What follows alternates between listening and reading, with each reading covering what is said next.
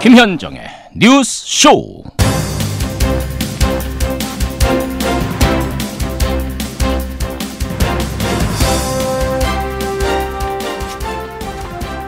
D-2일 이제 그야말로 초읽기입니다. 모레 판문점에서 열리는 남북정상회담을 위해서요, 오늘 남과 북이 함께 합동 리허설을 가집니다. 애청자 여러분 안녕하십니까. 원래요, 무슨 행사든지 리허설이 본 행사만큼이나 떨리죠. 오늘 상당히 떨리고 흥분이 됩니다. 전 세계의 이목이 집중된 만큼 두 정상이 처음 만나는 그 군사 분계선부터 공식 환영식이 열리는 자유의 집 마당, 또 회담이 열리게 되는 판문점 남측 지역 평화의 집 내부까지 이 동선과 시간표에 따라서 마치 실제처럼 오늘 아주 꼼꼼하게 리허설을 진행한다고 하죠. 지금이 어느 때보다도 가까워진 평화의 모멘텀입니다. 문재인 대통령이 말했던 디테일의 악마를 넘어서 정말 손에 잡히는 최선의 결과를 가져다 주길 기대하는 마음 가지고 오늘 리허설 지켜보겠습니다. 김현정의 뉴스쇼 출발하죠.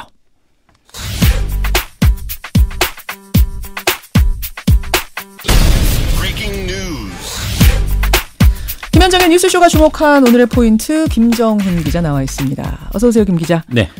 오늘 첫 포인트는 뭐부터 봐야 됩니까? 네, 트럼프가 정의한 비핵화입니다. 비핵화. 핵무기를 없애는 게 비핵화다. 이게 지금 트럼프 대통령의 정의죠? 네. 며칠 전에 북한이 핵실험과 미사일 시험 발사를 중지하겠다고 밝혔을 때도 핵시험장을 폐기하겠다고 했지 핵무기를 폐기하겠다고 이렇게 말하진 않았죠. 그렇죠. 이 때문에 북한의 의도는 비핵화가 아니라 핵 동결 아니냐 이런 논란도 있었는데, 지금 가지고 있는 건 인정해달라 이런 뜻 아니냐라는 논란이었어요. 네, 근데 트럼프 대통령이 간밤에 비핵화는 북한이 핵무기를 제거하는 것이다 이렇게 단호히 밝혔습니다. 핵 동결 아니다. 네. 가지고 있는 것도 없애는 게 비핵화다. 결국 완전하고 검증 가능하며 불가역적인 방법으로 핵을 제거하는 것만이 목표라는 점을 분명히 한 것인데요. 예. 남북 또 북미 정상회담에서 북한은 어떤 입장을 꺼낼지 주목이 되는 상황이고요. 또 트럼프 대통령은 북미 정상회담 전망에 대해서는 최종 결과를 한번 보자면서 좋은 일들이 일어날 수 있고 어쩌면 시간을 허비한 것일 수도 있다. 이렇게 덧붙였습니다. 그러니까 서로 지금 기싸움하는 듯한 모습이 보여요. 그렇죠. 네, 네. 남북정상회담 코앞에 두고. 비핵화의 구체적 논의가 이 남북정상회담에서 나올 가능성이 있습니까? 어떻습니까? 그럴 가능성도 있죠. 어쨌든 남북정상회담이 비핵화의 최종 담판장이 될지 아니면 사전 논의의 장이 될지는 지켜봐야 되겠습니다. 어쨌든 오늘 정상회담을 위한 남북 합동 리허설이 판문점 평화의 집 일대에서 진행이 됐는데요. 예. 북측 선발대가 이곳을 찾아서 우리 관계자들과 함께 일정과 구체적 동선을 점검해 볼 계획이고요. 그렇죠. 내일은 임종석 비서실장을 포함한 공식 수행원 전원이 참여하는 최종 리허설도 예정돼 있습니다. 예, 오늘과 내일 리허설 중요합니다. 여기서부터 잘해야 돼요. 다음 포인트 뭡니까? 네, 댓글 조작 논란에 등 떠밀린 네이버입니다. 예, 드루킹 사건으로 이 댓글에 대한 문제가 대두가 됐는데 네이버가 댓글 정책을 바꾸겠다. 오늘 발표한다고요. 네, 소수의 이용자가 마구잡이로 댓글을 달아서 여론을 왜곡한다는 논란 끊임없이 제기돼 왔죠. 그렇죠. 그 장을 마련하고 이를 방치했다는 점에서 최대 포털 사이트 네이버 역시 그 책임에서 자유롭지 않은데 오늘 댓글 정책 개편안을 내놓을 예정입니다. 네. 자동으로 댓글을 다는 프로그램 이른바 매크로를 막기 위해 아이디 하나당 하루에 작성할 수 있는 댓글의 수를 제한하는 방안이 담길 것으로 보이고요. 다만 뉴스를 클릭하면 해당 언론사 사이트로 직접 옮겨가게 하는 아웃링크 이런 방식 등은 담기지 않을 것이라고 하네요. 그러니까 저는 이번에 보면서 포털 사이트에 달린 그 댓글들, 특히 베스트 댓글이 진짜 여론인가? 또 의문스럽게 됐어요. 네. 그렇죠. 네이버의 정책 오늘 어떻게 발표되는지 좀 구체적으로 내일 더 설명해드리도록 하죠. 마지막 포인트 보겠습니다. 네, 검찰 재조사 대상이 된 김학의 사건입니다. 김학의 전 법무차관의 별장 성접대 의혹 저희가 지난주에도 다루고 그랬는데 이 검찰이 다시 조사하기로 한 건가요? 네, 어제 검찰 과거사위원회가 이번 사건을 정식으로 조사하라고 대검찰청에 권고했습니다. 예. 다만 재수사는 아니고요. 대검 진상조사단 차원에서 과거의 사건 수사가 외압에 휘둘리지 않고 적법하게 이루어졌는지를 가려보게 되는 거죠. 수사 과정을 좀 다시 들여다봐라. 네. 이 과정에서 당연히 김 전 차관의 얘기를 들어봐야 할 텐데 그렇죠. 협조를 할까요? 진상조사단의 수사권도 없긴 한데 국민적 의혹이 큰 이번 사건의 실체가 드러날 수 있을지 지켜보시죠. 전 협조 안 할 것 같아요. 저도 그렇게 보이네요. 네, 협조 안 할 것 같지만 국민이 압박하면 해야 되는 거 아닙니까? 예, 국민들 여론이 관건입니다. 여기까지 보죠. 김정은 기자 수고하셨습니다. 네. 검찰이 지난 2013년 삼성의 노조 파격 수사 지휘를 하면서 삼성그룹이 관여한 정황을 확보했지만 무혐의 결론을 내린 것으로 확인됐습니다. 검찰은 5차례 수사 지휘 기간 내내 결국 삼성 면죄부 결론까지 갔습니다. 예, 삼성이 과거 노조를 와해하기 위해 벌인 일들에 대한 수사가 확대되고 있습니다. 이런 가운데 수사 주체인 검찰과 고용노동부가 과거에 삼성 봐주기를 한 거 아니냐. 이 부분을 재조사해야 된다라는 목소리가 나오고 있습니다. 이유는요. 검찰과 노동부가 2013년에 이미 S그룹 노사전략 문건이란 게 발견되면서 이미 그때 수사를 했었는데 의도적으로 무혐의 처리를 한 게 아니냐. 이런 의혹이 대두가 된 건데요. 의혹을 제기한 정의당의 이정미 대표 연결을 해볼 텐데 어제 무산이 최종 결정된 개헌 얘기까지 함께 한번 질문해봐야 될 것 같습니다. 부지런히 연결하죠. 이정미 대표님 안녕하세요. 네, 안녕하세요. 2013년에 이 삼성 노조와의 문건 공개한 게 심상정 전 대표셨던가요? 네, 그 당시에 S그룹 전략 문건 이것을 입수해서 공개를 했었습니다. 국회에서. 그래서 이제 그때 수사가 시작되긴 했잖아요. 네. 많이 부실했습니까? 네, 그 당시에 이 문건에 대해서는 심상정 의원이 공개하자마자 삼성경제연구소가 이것이 삼성인력개발원의 의뢰를 받아서 고위 임원 세미나용으로 만든 자료다 이렇게 확인을 했고 예. 삼성그룹이 이제 공식 블로그에도 이것이 고위 임원 세미나 준비 자료라는 취지의 글을 올렸었습니다. 맞아요. 그런데 4일 뒤에 삼성 측에서 이 말을 완전히 바꿨고 자기가 만든 것이 아니다. 그래서 문건은 있는데 작성자는 없는 그런 문건이 됐고요. 그렇죠. 그런데 노동부가 이 핵심 진술을 번복한 삼성 측의 말에 대해서 상황을 정확하게 파악하지 않고 그대로 그것을 수용하는 이런 결과를 만들어냈었습니다. 예, 증거를 못 찾았기 때문에 뭐 심증은 있더라도 확증이 없으니까 피의자 조사를 할 수 없다 해서 피의자 조사도 안 된 거예요, 그때? 네, 그렇습니다. 이게 단순히 이런 문제뿐만 아니라 우리가 이번에 이명박 대통령 다스 소송비 대납 사건 관련해서 문건을 압수수색하는 과정에 발견된 외장하드에서도 이와 유사한 일들이 나타납니다. 그러니까 한마디로 S그룹 전략 문건은 노조가 생기면 이것을 와해하기 위한 매뉴얼인데 그렇죠. 삼성 에버랜드에서 실제로 이와 같은 이 매뉴얼에 따른 노조 탄압이 있었습니다. 노조 설립이 될 기미가 딱 보이자 회사 측에서 바로 어용노조를 만들어서 선수를 치고 그다음에 노조를 결성하려고 하는 사람들을 CCTV를 설치해서 감시 사찰하는 이런 일들이 있었고요. 이 당시에 에버랜드 관련해서 이건희 회장과 이부진 부사장 그다음에 최지성 미래전략실장 등에 대한 고소고발이 있었는데 사람들에 대한 핵심 피의자들에 대한 피의자 참고인 조사가 전혀 없었습니다. 그리고 압수수색도 없었고 그렇죠. 해당 문건을 직접 작성하는 데 관여했던 삼성경제연구소에 대해서도 그냥 참고인 조사만 진행됐다. 그래서 이것을 사건 축소라고 말한 것입니다. 그러니까 증거가 없어서 무혐의라고 하는데 과연 증거를 찾기 위해 정말 적극적으로 노력한 거 맞느냐? 이렇게 묻게 되는 거예요. 네, 그렇습니다. 검찰도 마찬가지였습니까? 당시에? 검찰도? 네. 이 부당노동행위 관련된 신고가 접수가 되면 노동청 근로감독관은 검사의 지휘를 받아서 수사를 하게 됩니다. 한마디로 사법경찰 역할을 하게 되는데요. 당시 서울청 수사팀에서 활동하면서 이것을 제보한 근로감독관에게 여러 차례 우리가 확인을 해보면 이런 대형 사건의 경우에는 감독관이나 노동청이 피의자를 소환하지 않거나 압수수색을 하지 않거나 하는 이런 단독적인 결정은 절대 할 수가 없다. 그래서 실제 이 사건을 수사 지휘한 검찰이 이렇게 수사 방향을 틀었다 이렇게 볼 수밖에 없습니다. 더군다나 그 당시에 실제 지휘 검사가 김병현 부장검사라고 해서요. 다 기억하실지 모르겠지만 2005년도에 삼성 엑스파일 사건이 있지 않았습니까? 엑스파일요. 예, 검찰들에게 삼성이 지속적으로 떡값을 주면서 관리했다라고 하는 이 사건을 우리 노회찬 의원이 폭로를 했었는데 그 당시에 이 검찰 주체들에 대해서는 어떤 조사도 없었고 오히려 노회찬 대표만 혐의를 받아가지고 의원직을 상실하게 되는 이런 일들을 지휘했던 그 사람이 검사입니다. 그래서 알겠습니다. 상당히 이 당시에 탐석과 유착되어서 수사가 진행되지 않았는가라고 하는 그런 의혹을 제기할 수밖에 없습니다. 어쨌든 수사가 다시 시작이 됐습니다. 이 노조 와해에 대한 수사가 다시 시작이 됐는데, 근데 이것만으로는 부족하다. 특검을 해야 된다. 정의당은 이렇게 주장하셨어요. 삼성 특검이요? 네. 그때 당시에 수사 과정을 쭉 놓고 보면은 검찰은 삼성의 또 다른 변호인에 불과했다. 그래서 이미 이전의 그 전례가 삼성이 공정한 수사를 진행할 수 없는 그런 상황이라고 보여지고 다 아시다시피 장충기 문자 등을 통해서 정관계 검찰 여러 과정에 삼성과의 어떤 유착 관계들이 드러나고 있지 않습니까? 판사가 보낸 문자까지 드러났죠.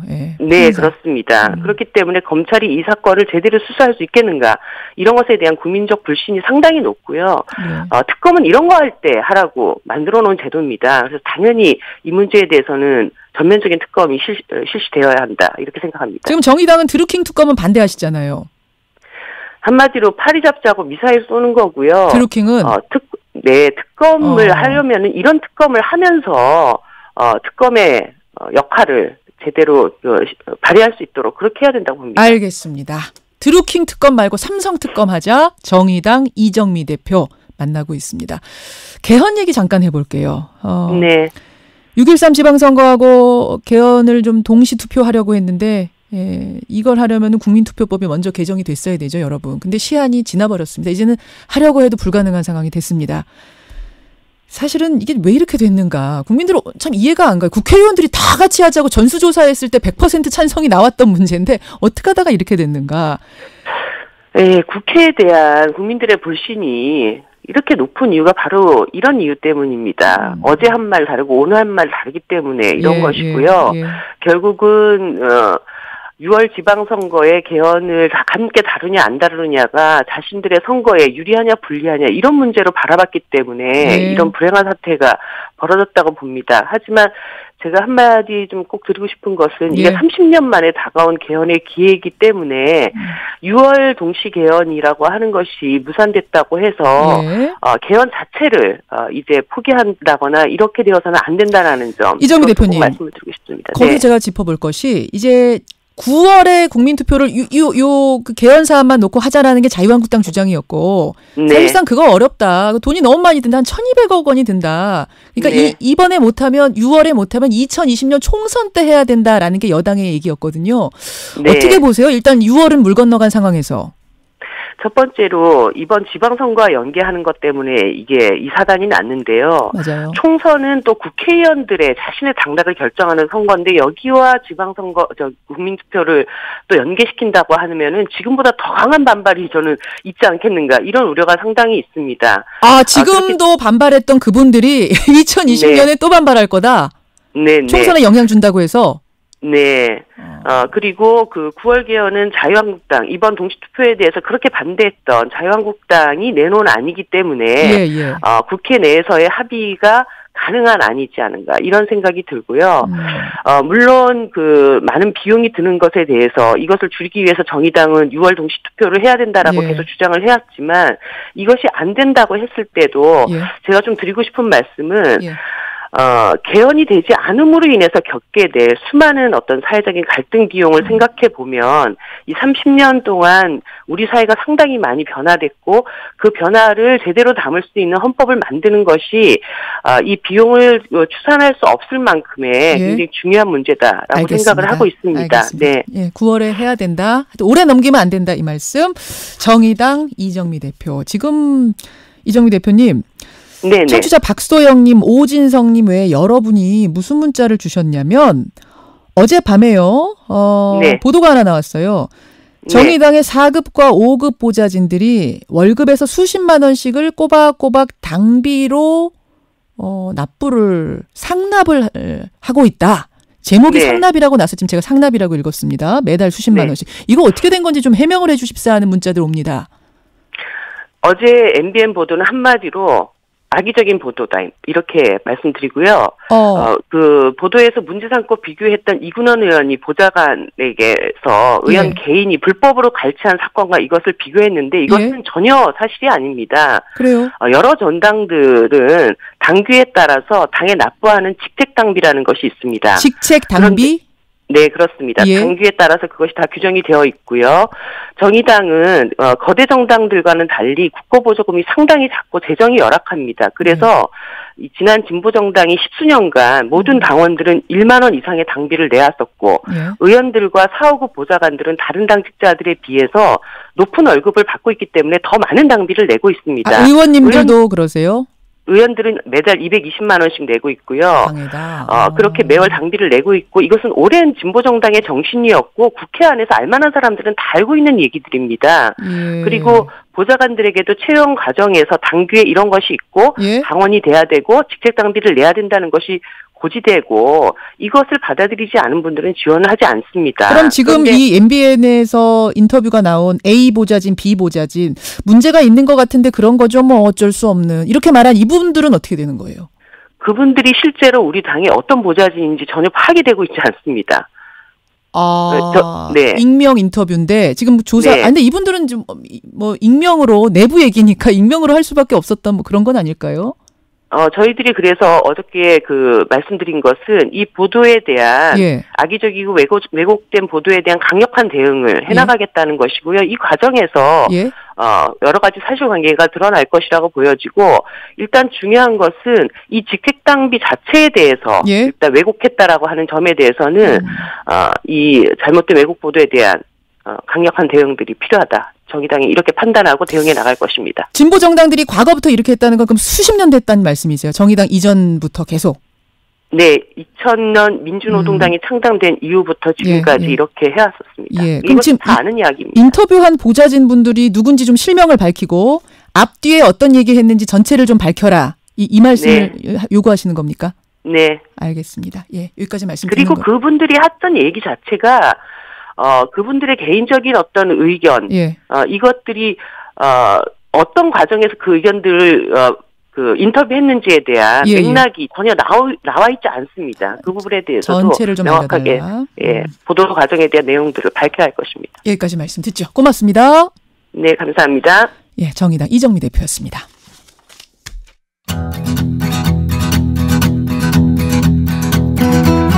김현정의 뉴스쇼는 청취자 여러분의 참여로 이루어집니다. 트위터, 페이스북, 레인보우 게시판, 그리고 단문 50원, 장문 100원의 유료 문자 샵 1212, 우물정 1212 통해 참여하실 수 있습니다. 김현정의 뉴스쇼, 여러분과 함께 만듭니다. 김성환의 행간 시사평론가 김성환 씨 나오셨습니다. 어떤 분은 네, 안녕하세요. 어서 오십시오. 제가 지금 청취자 문자가 막 들어와가지고 쏟아져가지고 그러니까 어떤 분은 이거 정의당 내로남불 아니냐 이런 분도 계시고 또 어떤 분은 이거는 고통분담 차원이지 개인 착복한 당하고는 전혀 차원이 다르다. 좀 엇갈리게 문자가 들어오는데 보내주십시오. 보내주시고 그 사이에 우리는 행간 가죠. 역사적인 남북 정상회담이 이틀 앞으로 다가왔죠. 청와대가 어제 정상회담 1차 리허설을 하고 회담 당일 만찬 메뉴를 공개했는데요. 이 남북 정상회담 만찬 메뉴에 담긴 정치학. 이 뉴스의 행간을 좀 살펴볼까요? 오늘은 메뉴 분석입니까? 그래, 일단 만찬 메뉴가 뭐뭐 오른데요? 정말 많아요. 이거 다 먹을 수 있나 싶을 정도로 제가 먹어보고 싶은 생각까지 드는데요. 이 회담 당일 평화의 집 3층에서 만찬이 있을 예정인데 식탁에 오를 메뉴만 간단하게 소개를 해도 한참 걸릴 것 같습니다. 뭐 있어요? 김대중 전 대통령 고향 신안 가거도에서 잡은 민어를 넣은 민어 해삼 편수. 신안 가거도에서 잡은 민어. 노무현 전 대통령 고향 김해 봉하마을 오리농법쌀로 지은 밥. 봉하마을 쌀. 네. 솥대를 몰고 방북을 했던 정주영 현대그룹 명예회장 뜻을 기린 충남 서산목장의 한우를 쓴 숯불구이. 아무 한우는 아니고 서산목장의 딱 그 한우. 네. 남북을 음악으로 하나로 묶으려고 했던 윤희상 선생의 고향 통영바다의 문어냉채. 그리고 평양 옥류관 냉면. 이희호 여사도 제일 기억나는 게 옥류관 냉면이라 그랬는데. 많은 사람들이 기억하고 있죠. 그것도 오르는군요. 북쪽에 갔던 사람들이. 만찬주로는 면천 두견주와 문배주, 그리고 디저트와 차로 백두대간 송이꿀차, 망고무스. 이것도 제가 다 못 전해드린 거예요. 김성환 사실은. 씨가 이 중에 제일 먹고 싶은 건? 다 먹고 싶어요. 저는 백두대간의 송이꿀차. 요거 한번 먹고 싶어요. 제가 얘기해볼까 했던 건데 마음이 통했습니다. 이렇게 마음이 잘 통하면 얼마나 좋을까 싶은데요. 남북이 말이에요. 네. 자. 청와대 김의겸 대변인은 민족의 평화 통일을 위해 애쓰셨던 분들의 뜻을 담아 준비했다 이렇게 밝혔습니다. 우리 메뉴만 쭉 읽는데도 저는 막 흥분이 되고 설레고 벅차고 이래요. 이 메뉴에 담긴 정치학 첫 번째 행가 뭡니까? 첫 번째 행가는 회담 장소의 정치학이 메뉴에 고스란히 담겼다입니다. 그래요? 네, 2000년과 2007년 과거 두 차례 남북 정상회담이 있었잖아요. 예. 이번 정상회담과 뭐가 가장 큰 차이가 있을까요? 장소죠. 네, 그렇죠.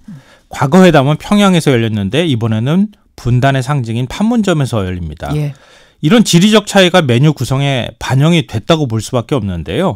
두 차례 정상회담 때는 북측이 손님을 맞아서 대접을 하고 우리가 이제 답례 차원에서 만찬을 한번 여는 이런 방식으로 이루어졌거든요. 그렇죠. 고마움을 표시하는 이런 그렇죠. 거라고 할 수 있는데 북쪽이 무슨 요리를 내놨느냐?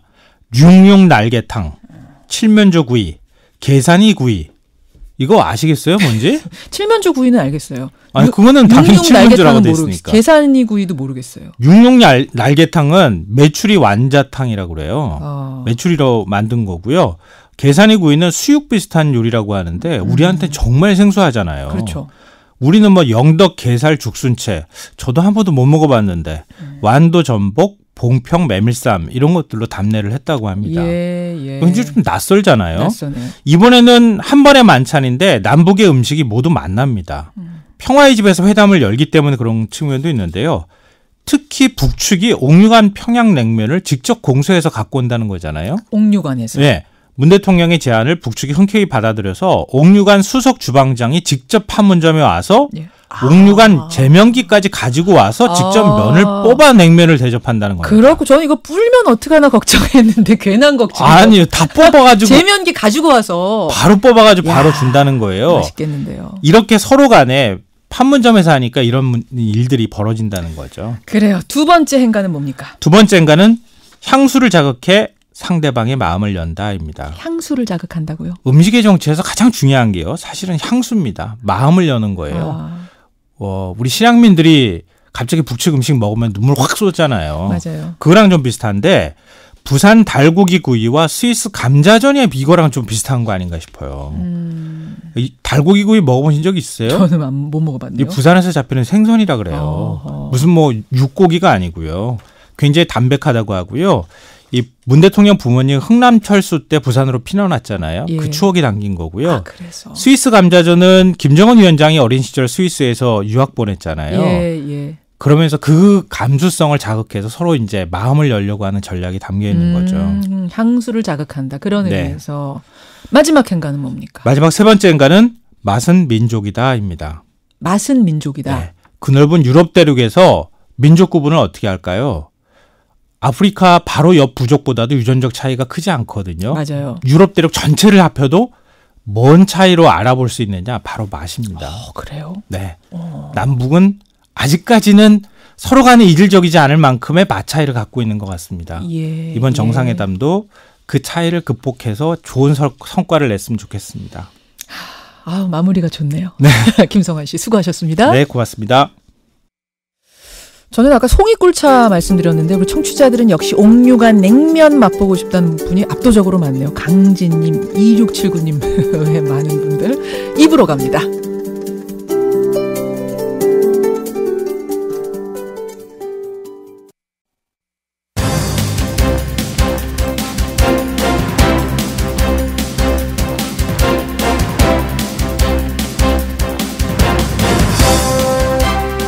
김현정의 뉴스쇼 2부 출발합니다. 영화배우 한예슬 씨의 의료사고가 요사이 큰 화제죠. 물론 유명 연예인이 의료사고를 당했다니까 그 자체로도 화제입니다만 의료진이 바로 잘못을 인정하고 사과했다는 거 보면서 참 부럽다. 나도 연예인 하고 싶다. 이런 분들 많이 봅니다. 우리는 왜 한예슬을 보며 박탈감을 느꼈는가? 오늘 첫 순서로 이 사건 한번 짚어보죠. 오늘 라디오 재판정에서는요, 이 대한항공 갑질 논란을 좀 구체적으로 다뤄보겠습니다. 어제도 그 대한항공 총수 일가의 갑질이 새로 하나 제보가 나왔죠. 이번에는 이명희 씨가 그 조양호 회장 부인이 운전기사에게 소리 지르는 그 내용이 나왔습니다. 근데 이 과정들을 보면서 갑질이라는 게 과연 법으로 처벌이 가능한가요? 라는 질문이 아주 많이 들어옵니다. 그리고 음성 파일이 지금 여러 개 공개가 되고 있는데 동영상도요. 이 제보한 사람은 법적으로 괜찮은가요? 무슨 명예훼손 소송 같은 거 당하는 거 아닙니까? 이런 걱정도 많이 들어오는데요. 오늘 라디오 재판정 노영희, 백성문 두 변호사와 함께 하나하나 법적으로 짚어보지요. 지금 청와대 청원 게시판에는요. 이제 스승의 날이 얼마 안 남았는데 스승의 날을 폐지해 주십시오라는 청원이 올라왔습니다. 그래서 누가 이런 걸 올렸나 했더니 현직 교사가 올렸답니다. 그리고 그 밑에는 줄줄이 교사들이 댓글을 달아놨어요. 대찬성합니다. 이런 댓글. 이 도대체 무슨 얘기일까요? 그 청원을 직접 올린 교사의 얘기 오늘 확인하겠습니다. 50원의 단문 100원의 장문 유료 문자 샵 1212 카톡 레인보우까지 열어놓고 출발합니다. 예, 배우 한예슬 씨 지방종 제거 수술을 받다가 의료사고를 당한 사실이 알려져서 떠들썩하죠. 개인 SNS에다가 자신의 상처 부위 사진을 올렸는데요. 화상을 입고 피와 고름이 엉켜있는 그 모습이 참 충격적이었습니다. 이 수술을 담당한 의사는 사고 당일에 자신의 과실을 인정했고요. 특히 이 경우는 흉터가 안 남게 오히려 잘해주려다가 난 사고, 이른바 VIP 신드롬이라고 불리는 경우에 해당된다죠. 따라서 부주의나 불성실한 문제는 아니었던 걸로 판단이 됩니다만 그럼에도 불구하고 병원의 신속한 대처를 보면서 오히려 허탈해하는 분들이 많습니다. 우리도 저런 일을 당했을 때 과연 유명인들만큼 신속한 답변, 신속한 사과 받을 수 있을까? 이런 겁니다. 자, 먼저 성형수술 사고를 겪은 피해자 가족 한 분을 연결해보죠. 어머님, 안녕하세요. 네, 안녕하세요. 따님이 사고를 당하셨다고요? 네. 예, 어떤 수술을 받다가 사고가 난 겁니까? 저희 아이는 코 성형 수술을 했어요. 코 성형 수술 몇 살이에요? 네. 저희 아이가 22살일 때 수술을 했어요. 22살. 네네. 성형 수술이라면은 그러면 코 성형이라면은 코 높이는 뭐 그런 수술이요? 그렇죠. 저희 아이는 들치않코라고 선생님은 그렇게 말씀을 하시더라고요. 예. 코 끝이 살짝 들려 있어서 수술을 한 건데 그 절골이라는 방법이 있나 봐요. 어떤 겁니까, 절골은? 절골은 뼈를, 그러니까 콧대만 높이면 너무 부자연스러우니까 코 측면 양쪽을 약간 안에서 갈아주는 거죠. 아까 보통 하는 수술보다는 조금 더 고난이도 수술을 한 거군요.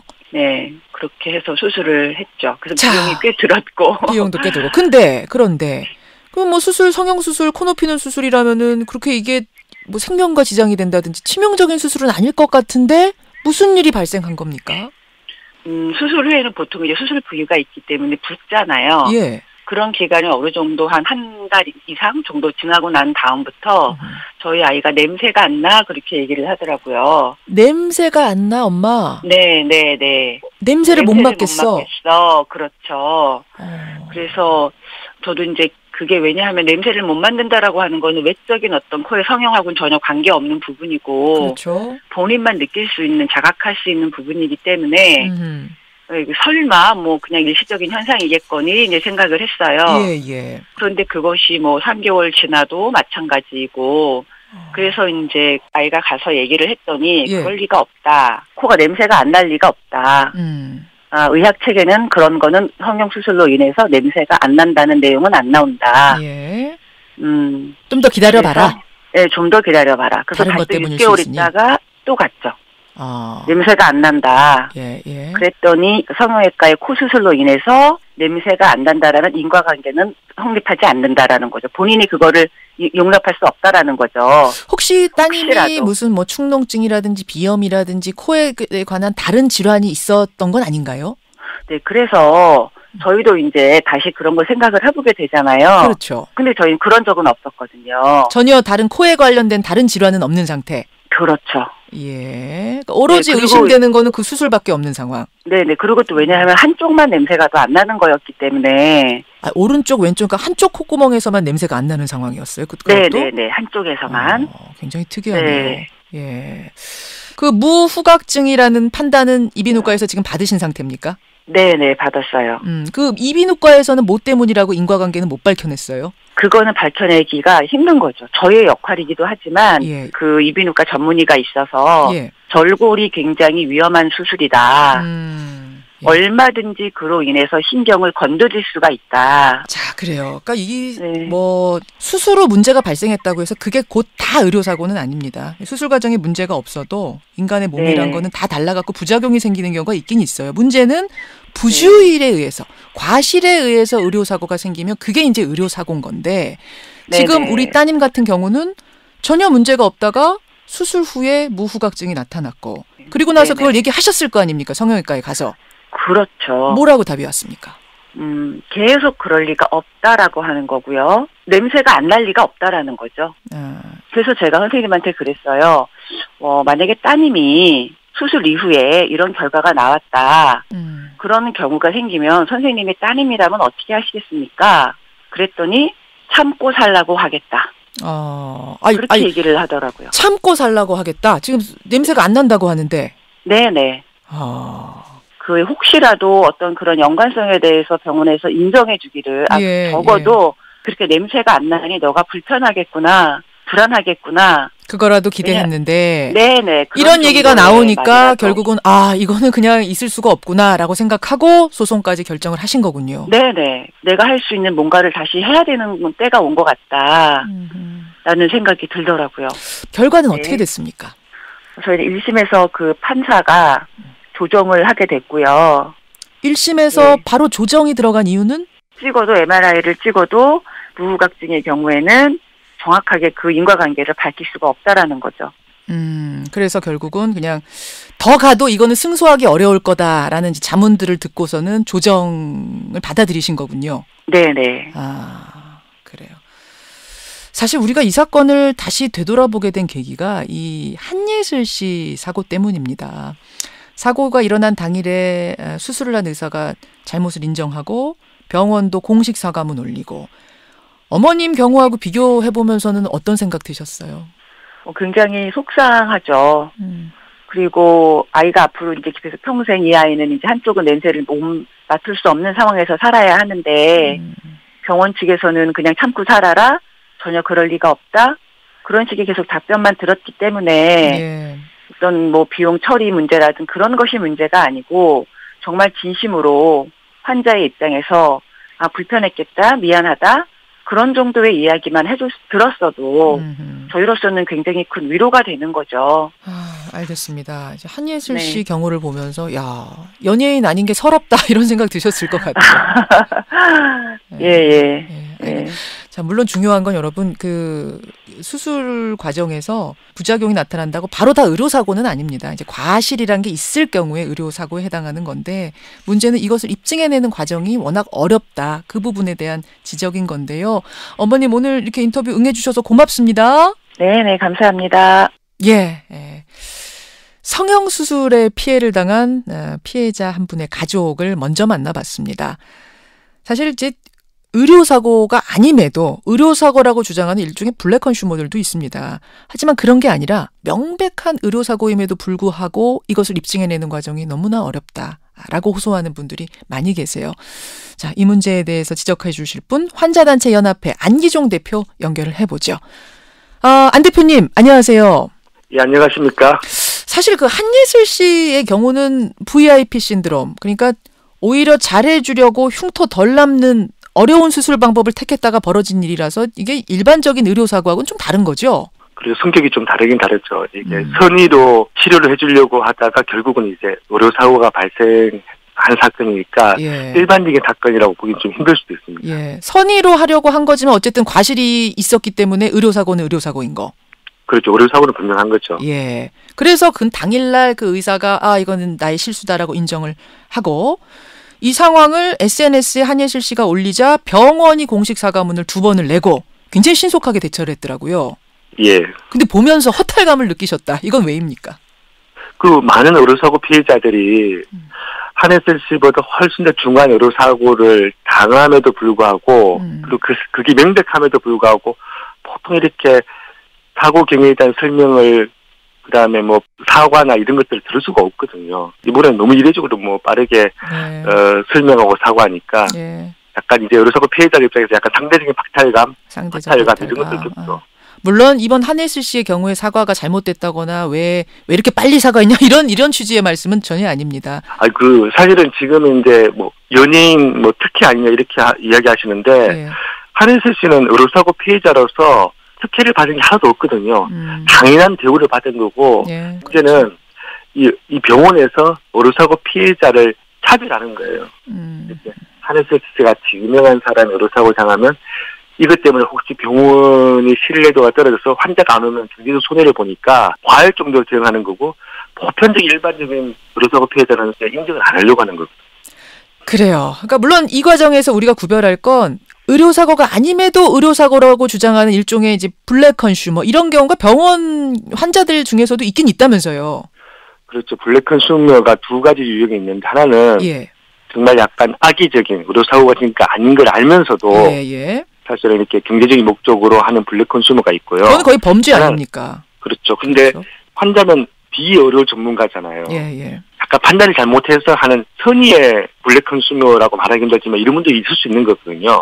잘 설명을 판단할 수가 없으니까 이거 의료사고 아니에요라고 설명하기를 원하는 뭐 이런 경우도 있는 거고. 그렇죠. 그러니까 중요한 게 뭐냐면 이 블랙 컨슈머가 되고 안 되고의 그 차이가 이렇게 설명을 요구했을 때 설명을 제대로 해주면 되거든요. 이번에 한혜슬 씨처럼 담당 의사님께 직접 해주시면 얼마나 좋아요.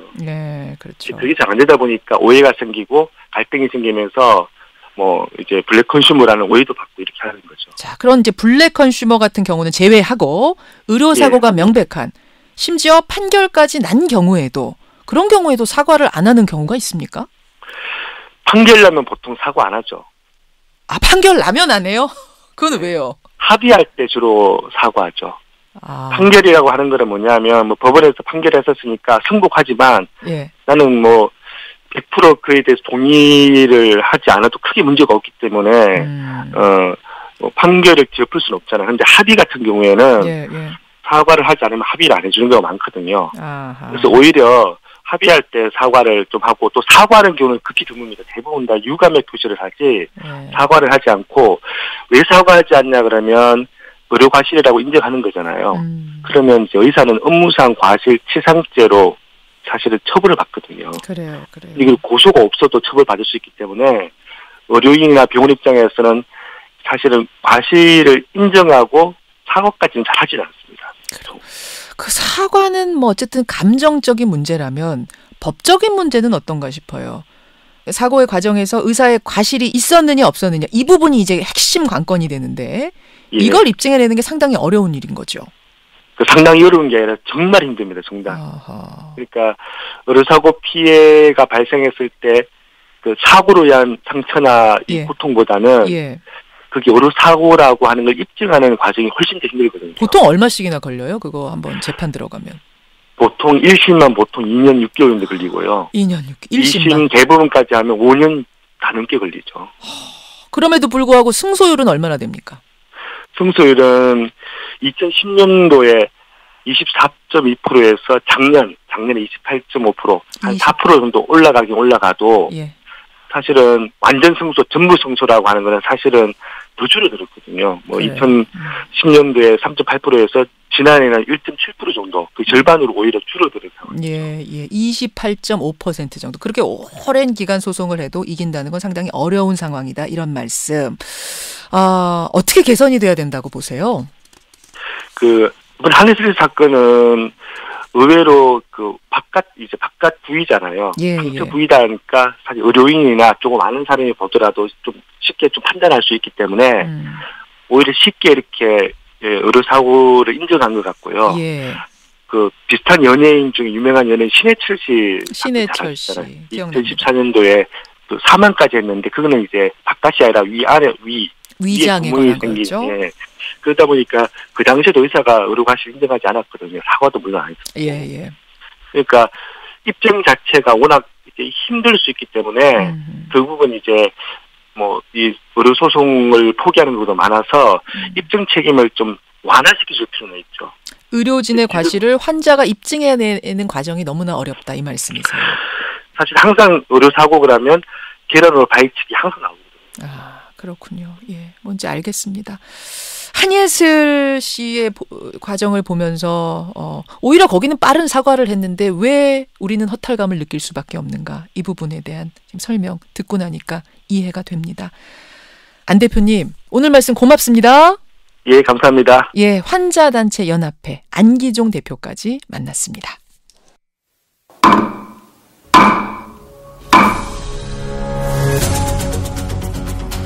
뉴스쇼가 수요일에 마련하는 코너입니다. 라디오 재판정.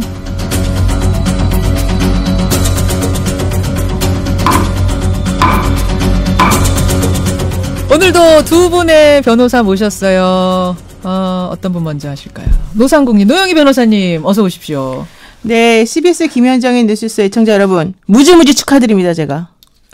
뭐 축하드리는지 모르시죠? 2018년 4월 23일 CBS 라디오 김현정의 뉴스쇼가 2018 방송통신위원회 방송대상 시상식에서 창의발전 라디오 우수상을 탔답니다.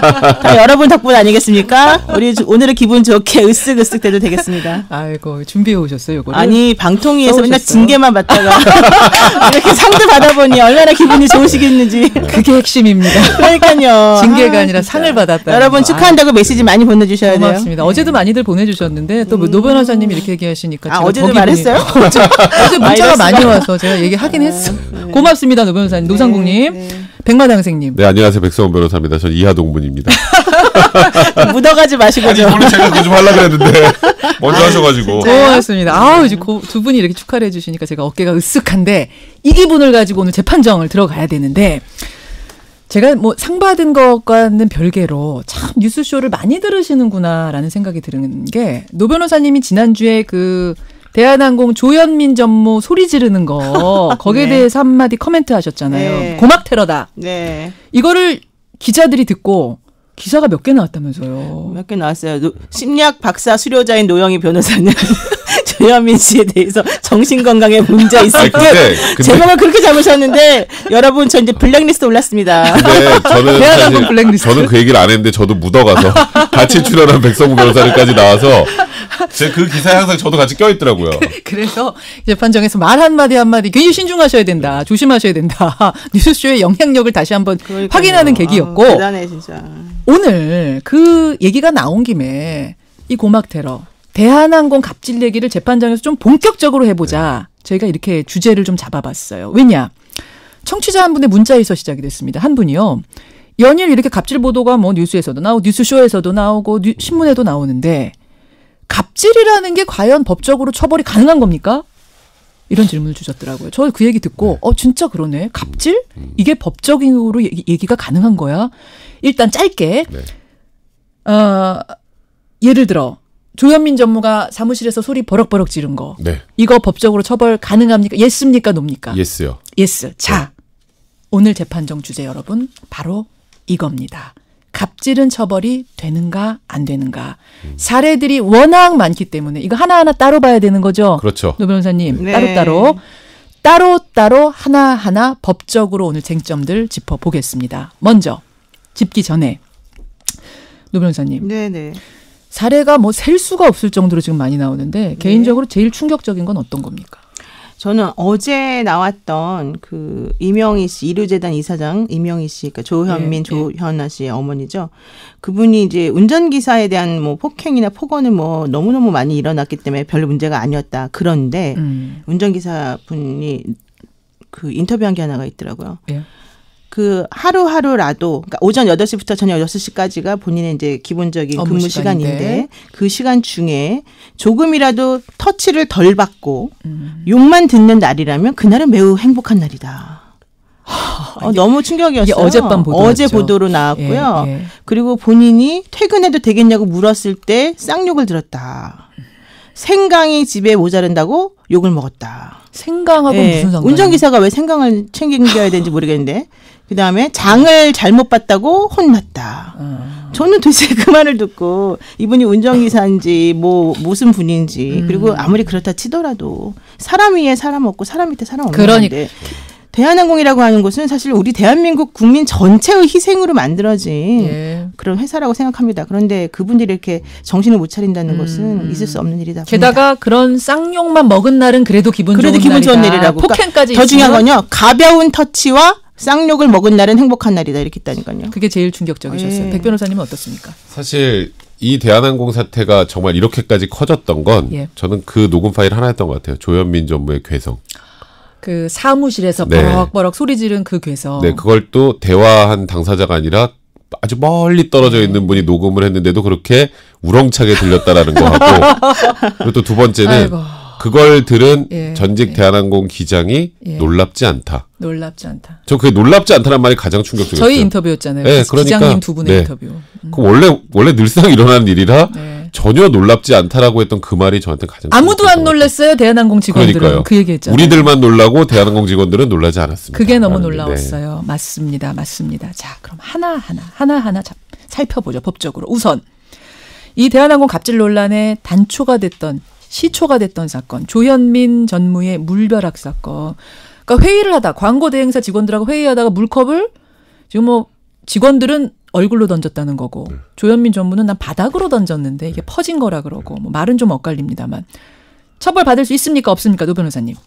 당연히 처벌을 저는 해야 된다고 생각하고요. 지금 여기에 대해서 단순 폭행이냐 상습 폭행이냐 특수 폭행이냐 이걸 논의를 하고 있고 그리고 뭐 업무 방해냐 아니냐 이런 얘기가 나오고 있는데 기본적으로 저는 경찰이 바라보는 업무 방해하고 시각이 조금 다르긴 합니다. 왜냐하면 경찰은 그런 뭐 물컵이나 뭐 유리컵 같은 걸 던짐으로 해서 회의를 중단시킨 게 바로 업무 방해다라고 얘기를 하고 있는데 그것은 이제 조현민 씨도 원래 그 회의에 참석했던 사람 중에 일원이기 때문에 그 업무 방해라고 하는 요건은 폭행이나 협박을 통해서 그 사람의 정당한 직무 집행을 방해하는 행위인데 과연 이제 그 회의에 원래 그 구성원이었던 조현민 씨의 행동이 업무 방해까지 할 수 있겠냐 이 부분 좀 변론을 합니다. 그러나 어쨌든 전체적으로 봤을 때는 이 사람으로 인해서 업무가 중단된 건 맞기 때문에 그런 업무 방해는 좀 해당이 돼야 되지 않을까 생각이 들고요. 업무 방해 적용시킬 수 있다고 보시는 그리고 거예요? 또 하나는 상습 폭행이나 특수 폭행으로 의율할 수 있지 않느냐 저는 보는데 이게 왜 그러냐면 단순 폭행으로 하게 되면 또 분명히 피해자에 대한 회유나 협박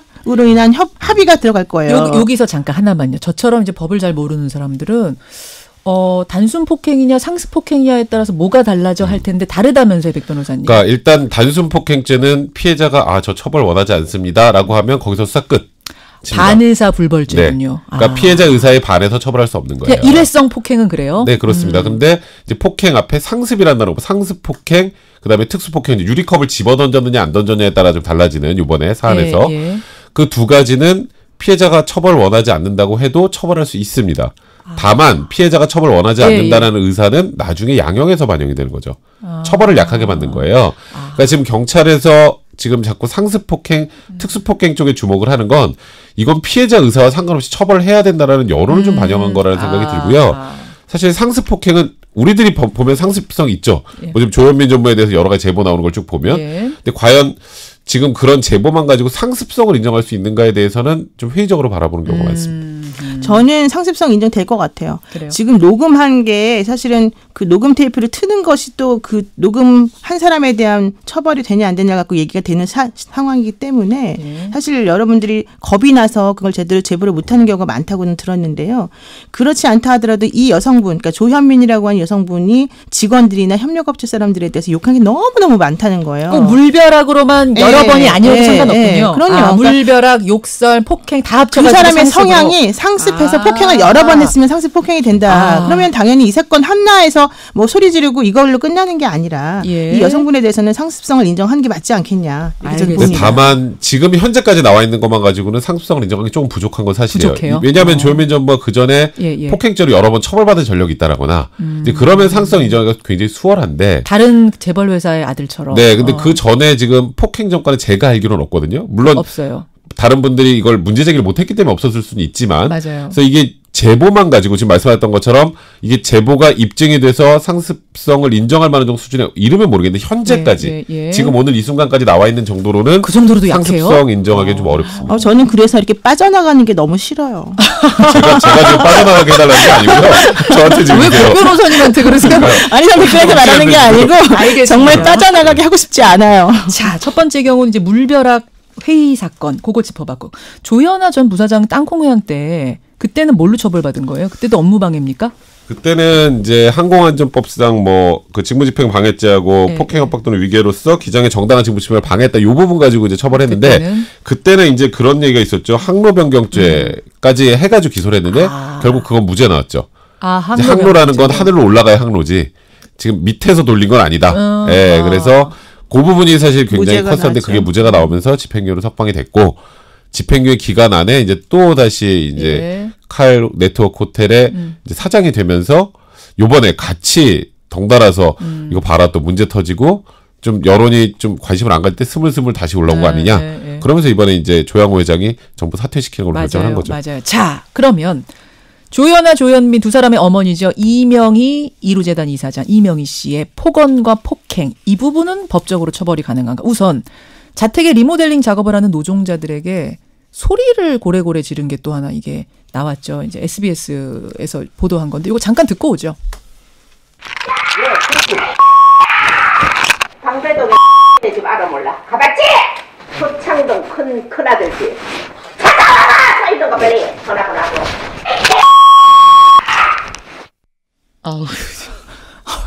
죄송해요 여러분. 이게 좀 못 들으신 분들이 계셔서 들어야 어느 정도 이제 판단이 되실 것 같아서 뭐 들려드렸습니다만 참으로 듣고 있기가 불쾌한 목소리.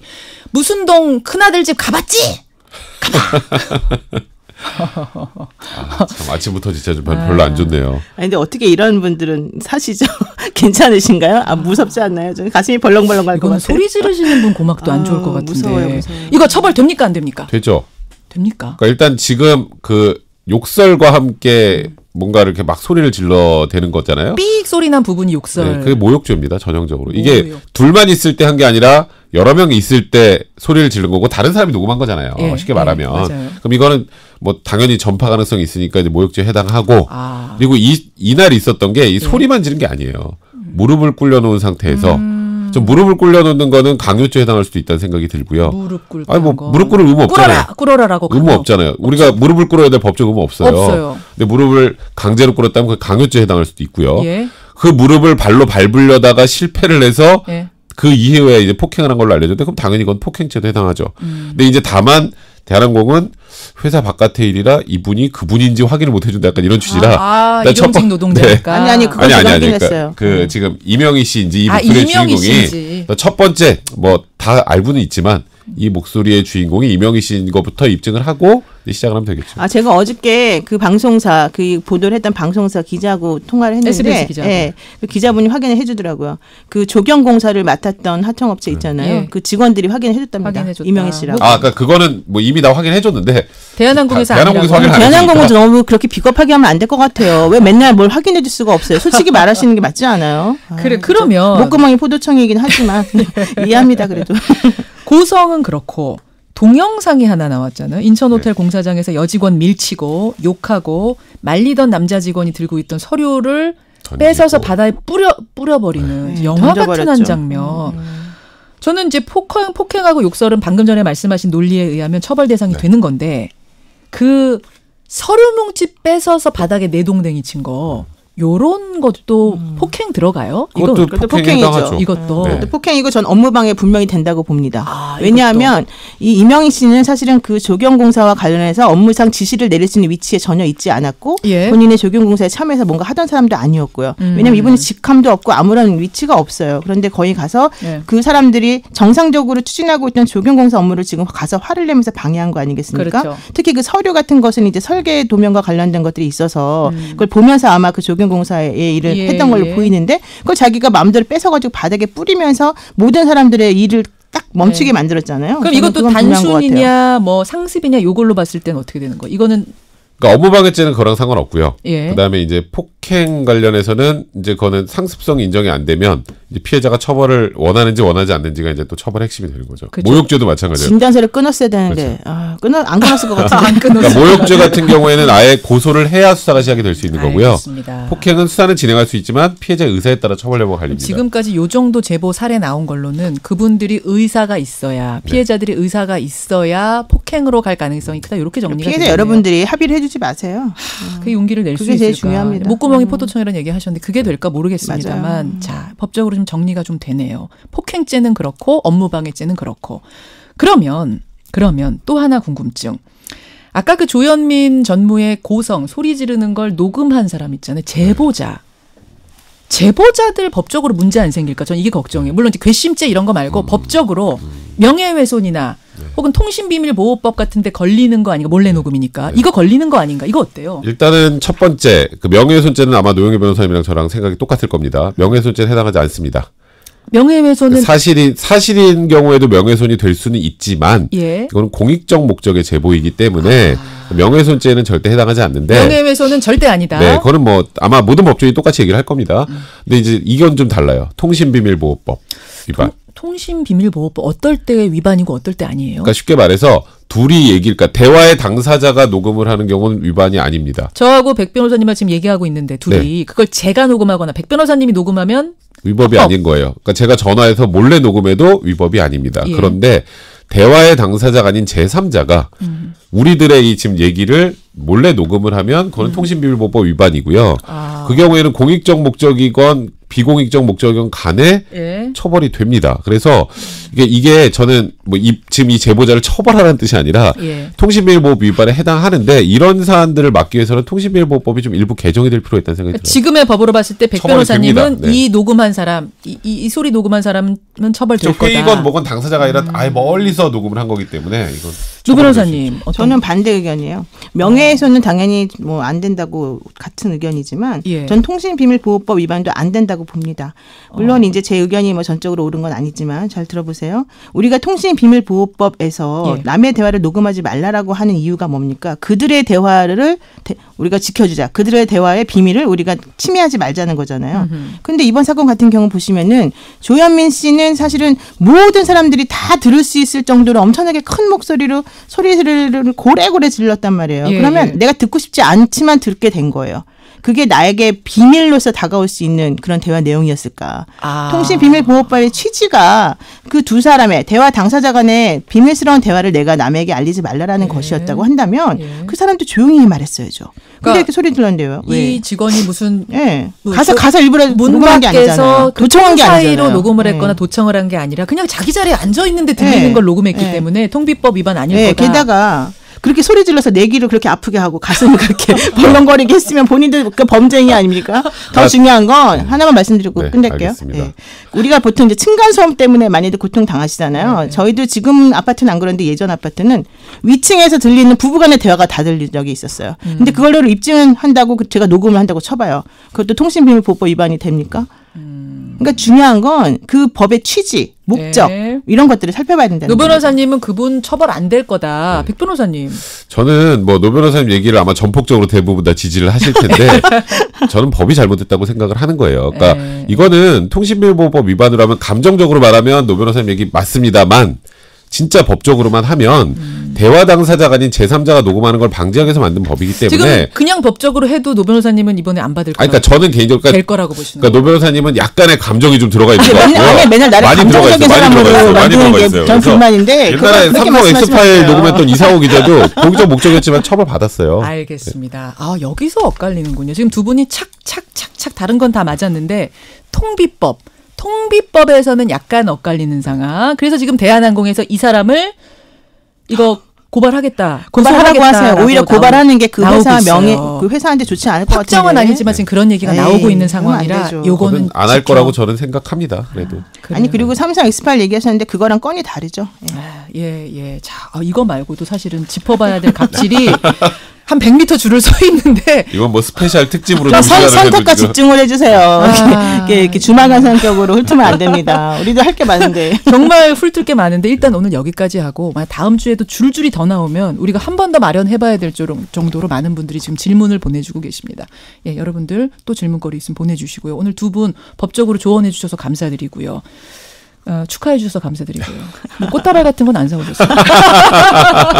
고맙습니다. 네, 고맙습니다. 라디오 재판정 백성문 변호사, 노영희 변호사였습니다.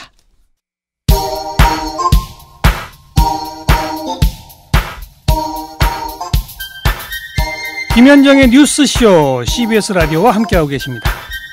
저는 퇴근길 시사자키 정관용입니다.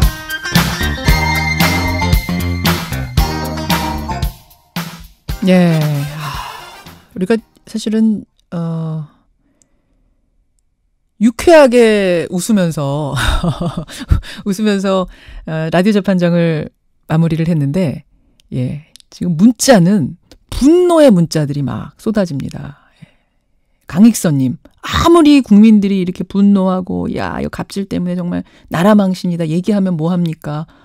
법정 가면은 이거 다 집행유예 나올 텐데 무혐의 나오는 거 아닙니까? 이런 문자 강익선님을 많은 분들이 주셨고, 0423님, 건설 현장에서 일하는 노동자입니다. 그 현장에서 이명희 씨가 소리 지르는 걸 보고 나니까 이분은 자신의 일 같아서 눈물이 난다. 아이고, 예, 이런 문자 보내주고 계세요. 그래요. 어떻게 처벌이 되는지, 어떻게 법적 조치가 되는지는 보기로 하고요. 지금부터 할 얘기도 참 기막힌 내용입니다. 참 기막힌 내용. 어제 밤에 보도가 되면서 많은 분들이 놀란 한 사건이 있었습니다. 쓰레기 자동 집합시설을 점검하던 30대 남성이 이 수거시설에 빨려 들어가서 100m 배관 밑으로 추락을 해 숨지는 사고가 있었습니다. 이 쓰레기 시설, 공기의 압력으로 쓰레기를 쭉 빨아들이는 크린넷이라는 자동 집합 시설인데요. 이 크린넷을 점검하던 노동자였어요. 그런데 거기에 마치 쓰레기처럼 쭉 빨려 들어간 겁니다. 당시 근무하던 직원들이 이 과정을 목격하고 바로 신고를 했지만 이미 이 남성은 그 배관에 빨려 들어간 채였습니다. 너무나 안타까운 사고인데요. 사고가 난 직후에 이 현장을 다녀오신 분이 계세요. 평소에 이것에 대해서 강력하게 문제 제기를 했던 분, 별내발전연합회 운영위원장 조관행 씨 연결을 해보죠. 조 위원장님 나와 계세요. 예, 안녕하세요. 조관행입니다. 어제 저 이 뉴스를 보고 예전에 그 철강 업체에서 제철소에서 그 노동자들이 이 쇳물에 이제 빠져들어가지고 어쩔 수 없이 희생을 당한 그 사건이 막 오버랩이 되더라고요. 예. 그러니까 지금 사고가 너무 안타깝습니다. 예. 어떻게 벌어진 거예요? 38살의 남성 노동자라고 하던데. 예, 맞습니다. 어제 제가 일을 보다가 저희 주민한테 연락이 왔습니다. 급하게. 왜냐하면 제가 그 별내발전연합회에서 활동을 하다 보니까 주민들이 저를 많이 알아서 저한테 그 위치가 별내동에 화성플라자라는 그 명칭이 있는 그 건물 앞에서 바로 이 사고가 일어났거든요. 가보니까 어떻게 돼 있던가요, 상황이? 그래서 도착해보니까 119 중앙본부에서 벌써 와서 그 배관을 열고서 산소를 넣고 있는 상태였어요. 아하. 그러니까 이거를 크린넷이란 거를 안 보신 분들은 모를 텐데, 제가 사진 보니까 겉으로는 그냥 쓰레기통 같아요. 플라스틱 쓰레기통 같이 생겼어요. 근데 그 구멍으로 원래는 우리 커다란 쓰레기 봉투들을 집어넣는 거예요? 뭐예요? 그렇습니다. 그게? 예, 그렇습니다. 예.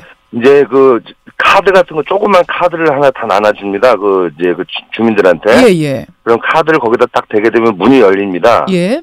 문이 열리면 이제 음식 쓰레기하고 그다음에 일반 쓰레기하고 나눠져 있습니다. 그 분리통이. 예. 그러면 그 밑에서 그거를 퉁 떨어질 거 아닙니까, 쓰레기가. 그렇죠. 그럼 거기 이제 어느 쌓이게 되면 이제 진공으로 그 쓰레기를 전부 빨아당겨서 집화장으로 가져갑니다. 진공으로. 그럼 집화장에서 이제 소각장으로 갑니다. 이제 우리 여기 별내동에 이제 소각장이 하나 있습니다. 예. 그 소각장으로 이제 차로 이동을 합니다. 예. 그러면 이제 그런 상태에서 일반 아파트 주민도 그렇고 그다음에 일반 주택 주민들도 그렇고 전부 그 크린넷을 사용을 합니다. 카드 하나씩 가지고 그거를 점검하던 노동자가 지금 사망한 그렇습니다. 건데, 아니 근데 성인 남성이면 38살의 성인 남성이 빨려 들어갈 정도의 구멍이고 그 정도의 그 흡입력이 강합니까?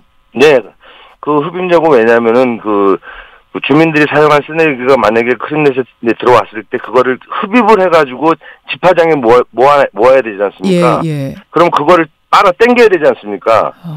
그러면은 그 빨아 당기는 힘이 우리가 생각했던 그 힘보다 엄청나게 그 힘이 셀 겁니다, 아마. 그렇군요. 근데 주민들은 평소에는 말하자면은 이렇게 살짝 쓰레기만 톡 넣는 정도라면 이분은 그렇죠. 점검을 하는 거니까 조금 더 깊게 들어가셨겠군요. 네, 그렇죠. 왜냐하면 이제 수리를 하고 그게 정상 수리가 돼서 정상 작동이 되냐, 그 안에서 들어가서 그 머리를 집어넣고 보는 상태에서 진공이 당기니까 아마 빨려 들어갈 그런 상태였을 겁니다. 그러니까 그 플라스틱 여러분 쓰레기통 상상해 보세요. 쓰레기통에 머리를 이분이 이제 점검하려고 집어넣었는데 그거를 쓰레기로 인식을 하고 쭉 빨아들인 거예요. 그렇죠. 네, 맞습니다. 그러면. 세상에. 아니 38살의 성인 남성을 빨아들일 정도의 흡입력. 근데 그게 사람인지 쓰레기인지 뭔지를 그 기계가 이제 판단해내지 못하는 거군요. 그렇죠. 왜냐하면 흡입 이제 진공이 된 상태에서는 다 빨아들이겠죠. 아이고. 근데 이제 저희가 그 문제 제기를 입주하고 나서 그 크린넷을 사용하면서 고장도 많이 나고 냄새도 많이 나고 문제가 많아서 남양주시청하고 그다음에 그 크린넷에 많이 문제 제기를 했습니다. 혹시나 이게 일반 우리 가정 주부가 쓰레기를 버리다가 진공이 된 상태에서 빨리 들어가면 어떤 문제점이 있지 않느냐 그렇게 제기를 했더니 진공 상태에서는 문이 안 열린다고 그렇게 저희한테 답변을 해줬습니다. 근데 이번에 보니까 진공 상태에 문이 열려 있는 상태에서 사람이 빨려 들어갔다면은 그 많은 문제점이 좀 있는 것 같습니다. 그러니까 그쪽 설명은 쓰레기 넣고 문이 닫히고 진공 상태가 되면 그때부터 흡입한다 이랬는데 보니까 이번엔 뚜껑 열리고 머리가 들어갔는데 흡입이 된 거예요. 그렇죠. 오작동이네요. 그러면? 그렇죠. 그런 상태죠 지금. 근데 이분은 뭐 노동자인 경우지만 노동자가 아니었더라도 직원이 아니었더라도 그렇죠. 일반 주민도 얼마든지 뭐 하다가 내가 저거 잘못됐는데 저거 다시 주워 담아야지 하면서 머리 들어갈 수 있고 아이들도 그렇죠. 그럴 수 있거든요. 그렇죠. 높이가 보니까 그렇게 높지 않던데. 네, 왜냐하면 아이들도 거기다 쓰레기 그 크림넷에다 쓰레기를 카드만 있으면 집어넣을 수가 있습니다. 아이고. 자, 어제 사고 당시로 다시 한번 돌아가 보겠습니다. 그분이 혼자 점검하신 거예요? 주변에 이분이 빨려 들어갈 때 막을 수는 없었는지. 그러니까 3명이 이제 같이 작업을 했습니다. 3명이. 제가 도착했을 때는 벌써 사고가 일어나서 제가 그 현장에 빨리 조치를 해달라고 얘기를 했고, 그 3명이 이제 작업을 했는데 한 명 25살 먹은 우리 그 젊은 청년은 노동자는 완전히 그 패닉 상태에서 그 공황 상태 정도 온 것 그런 걸 느꼈습니다. 그랬겠죠. 그러니까 상당히 하는데 뭐 여기저기서 뭐 물어보니까 그 노동자가 상당히 힘들어했었고 그 상황에 대해서 어떤 좀 판단력이 많이 부족했습니다. 그래서 2명이 옆에 내용을 있었지만 저희가 직접 그 옆에서 확인을 해보니까 그 크린넷 밸브에 틈이 가서 빨아 당길 때 그 쓰레기를 잘 못 빨아 당겨서 그걸 수리를 하는 작업 수리 중이었답니다. 근데 그거를 이제 수리를 다 하고 나서 옆에 쓰레기가 있으니까 그 쓰레기 봉투를 넣어서 이게 잘 되나 안 되나 그거를 확인을 하는 그 과정 속에서 진공의 상태가 발생이 되니까 이런 사고가 발생이 된 것 같습니다. 그러니까 안전 미주의가 정확할 것 같습니다. 그 옆에 분들이 계셨지만 손 쓸 틈 없이 그냥 빨려 그렇죠. 들어가요. 순식간이죠. 왜냐면은 생각을 한번 해보세요. 고개를 집어넣는데 그냥 쭉 빨려 들어가면 옆에서 같이 작업하던 사람들이 잡을 그런 시간적 여유도 없었겠죠. 그렇군요. 이게 참 지금 많은 분들이 문자 주시는 너무 안타깝습니다. 진짜 이게 젊은 우리 노동자가 미리 미연에 방지할 수 있었음에도 불구하고 이 남양주시청이라든지 이 관청에서 주민들한테 주민들이 이렇게 자꾸 민원을 제기하고 얘기를 했으면은 좀 더 심각하게 대처를 해서 이런 사고를 예방을 했어야 되는데도 불구하고 이런 사고가 난 거에 대해서 주민으로서 너무 안타깝고 너무 속이 상하고 좀 너무 아픕니다, 가슴이. 박수경님 어이없는 죽음이네요. 그러셨고 그렇죠, 많은 분들이 저처럼 용광로에 제철소에서 용광로에서 숨진 노동자들 떠오른다고 하시는 분이 굉장히 많아요. 충분히 예견된 사고였는데 이걸 막지 못했다는 게 끔찍하다는 문자 3491님 외에 많은 분들이 보내주고 계십니다. 이게 이제 어젯밤에 보도가 된 거라서 저희가 급히 어떤 정황이었는지 오늘 점검을 했고요. 듣고 나니까 좀 기가 막히고 빨리 개선책이 있었으면 좋겠습니다. 오늘 말씀 고맙습니다. 너무 안타깝고 우리 수리하다가 이렇게 너무 안타깝게 숨진 우리 노동자한테 상가 고인의 명복을 빈다고 방송을 통해서 다시 한번 말씀드리겠습니다. 너무 안타깝습니다. 저도 깊은 애도를 표합니다. 조관행 선생님 고맙습니다. 네, 감사합니다. 별내발전연합회 운영위원장이 계세요. 조관행 위원장이었습니다.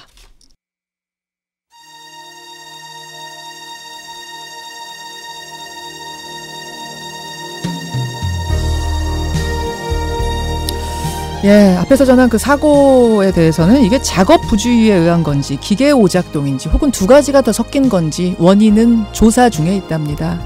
반드시 개선책이 있어야겠고요. 오늘요 남북이 리허설 판문점에서 엽니다. 지금 흐르는 이 노래 가사처럼 우리 만남이 우연이 아닌 오랜 바람이 이루어지는 만남이길 바라면서 노래 들으면서 마치죠. 노사연의 만남. 저는 내일 아침 7시 반에 돌아옵니다. 고맙습니다.